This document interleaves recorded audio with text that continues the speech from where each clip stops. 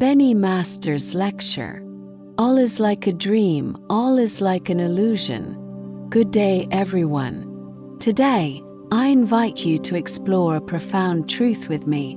All is like a dream, all is like an illusion. Some of you might hear this and wonder, what does like a dream mean? What is this illusion? If you're puzzled, that's not surprising. This truth isn't easy to grasp unless you've delved deeply into the Shurangama Sutra and savored the essence of life with care.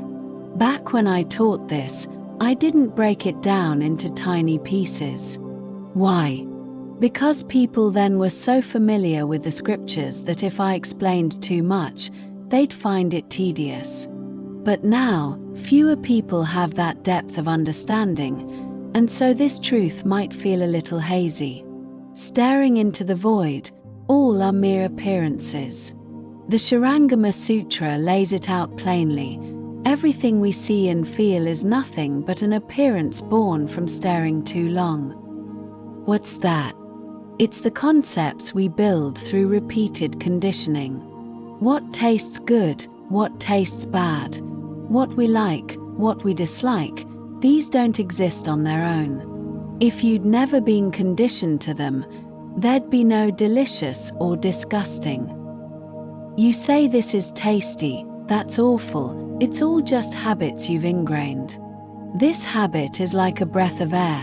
The more you feed it, the stronger it grows. Resist it, and it throws a tantrum. But pause and look closely. What's throwing the tantrum? Is it your mind? Your brain? Your fingers or toes? There's no fixed spot you can point to. Yet, this habit drives you. Your hand reaches out, picks something up, slips it into your mouth with perfect precision, and you savor that long-lost flavor. But chew it again, taste it again, it's still the same. That flavor, it's got nothing to do with you. Call it good, and you'll keep eating. Then what? Joy or pain? Everything you crave can be tested in the end. Does it bring peace or suffering? Even what the world considers a blessing, like wealth, the more you have, the better, for it is a manifestation of fortune. Yet, true blessings are revealed through peace, while greed for food is a manifestation of suffering. You're just too used to craving it. Oil, salt, those tastes you can't live without. Without them, it's bland, right? But see through it, and you'll realize, none of this is real. It's all just illusions born from staring into the void. Conditioned into being, illusions take root. Take Sichuanese spicy food, numbing peppers that leave your mouth wooden, heat that throws you off balance. To outsiders, it's torture. To them, it's bliss. Why? Conditioning. They grew up with it, crying as they ate, tears mixing with spice. At first, it's pain, rejection. But over time, that pain turns into good, into habit. Eventually, a little spice feels delightful. That's conditioning at work. Or take salt. For those of us who've gone without it, a salty dish feels like biting into a pickle, overwhelming. Yet once, we ate that way too and called it normal. These things, in high doses, wreck your body, your immune system, your hormones, turning you into a mess, a crooked gourd or cracked date. Look at a newborn. Before they've tasted anything, give them sweet, sour, bitter, spicy, salty. Their face tells the truth, delight or disgust. A grimace, a frown, that's their natural response. So why do we later call it good? Training. Condition it enough, and it's good. Leave it alone, and it's bad. Westerners see us eating greens and think it's grazing. Real people eat beef. Hand them stinky tofu, and they're horrified. But they're cheese. Fermented too, same nature, yet they love it. Some even relish cheese with maggots. Without them, it's not good enough. It's all conditioning. There's no absolute right or wrong, good or bad. What you're conditioned to becomes your truth. Dreamlike forms, mistaking false for real. All phenomena are inherently still. There's no intrinsic right or wrong, good or bad. It's just the unfolding of karma. Like in a dream, you devour the delicious, guzzle the delightful, play with abandon. A nightmare hits, and you're terrified, running wild. Some wake up with trembling legs, swearing they ran for miles. But did they? If they really ran that far, why are they still in bed? This shows us, it's all the mind's doing. Tired or not, bitter or sweet, scared or calm, it's a dream. Your body never left the bed. So why the exhaustion? I've heard of someone dreaming they drowned, waking up terrified of water for lifetimes, afraid of a sink, even a sip. Where'd that fear come from? Conditioning, turned into consciousness, etched into karma, carried through DNA. Whether it's past life consciousness or this life's, it's just that, consciousness, not reality. Nothing has inherent good or evil.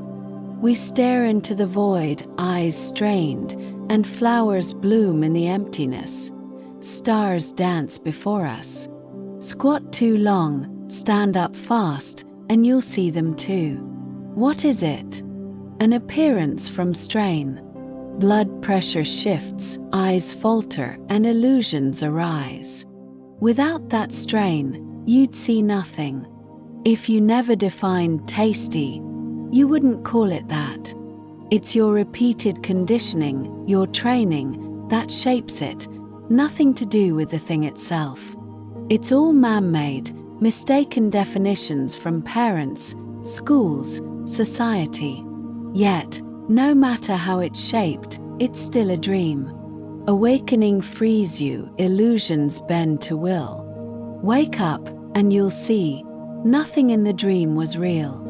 No matter how scary, how dear, how vital, once awake you can't cling to it, can't reject it. It's gone. Dreams hold the 6 realms. Without awakening, you're trapped feeling the joy and pain you've wrought. But the Mahayana scriptures say, realize your true nature, abandon the dream, and good and evil dissolve together.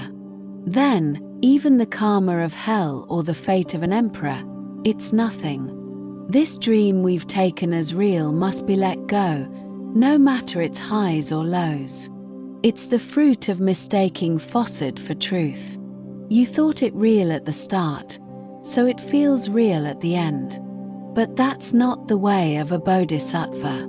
All blessings, wisdom, abilities, merits, establish them as illusions. Why? They're mind-made, dream stuff. Build them as illusions, and you'll wield them freely. Evil karma, take it or leave it. Good karma, same. At the peak of realization, you could descend to the humblest human life, manifesting form, sharing their karma, because it's malleable. It's illusory, dreamlike, not solid. Solid things can't shift. Illusions can. Redefine now, rebuild as illusion. How? Simple. Every person, every object before you. Know it's a dream. I once took it as real, so it feels real now, but I can't hold it. Karma fades, bodies age, things perish. It seems solid, but it's slipping away. So redefine it.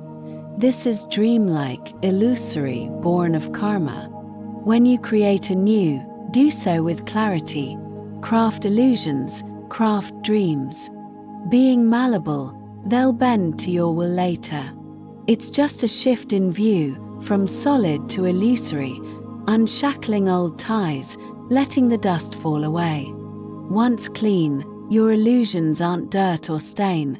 You can turn them to dust or dissolve them entirely. They're free to shape. How long to master? It varies.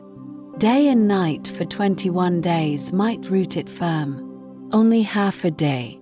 Double the time. Focus long on one point, and it unlocks all, for all is like a dream, all is like an illusion. Closing. Freedom in awakening. What you take as solid appears solid, unchangeable, bound to exhaust its karma. What you see as illusory, as a dream, becomes pliable. Unawakened, the dream binds you. Awake, it can't hold you. From today, release the grip of the real, embrace the freedom of the illusory. This is your first step to liberation. Thank you all.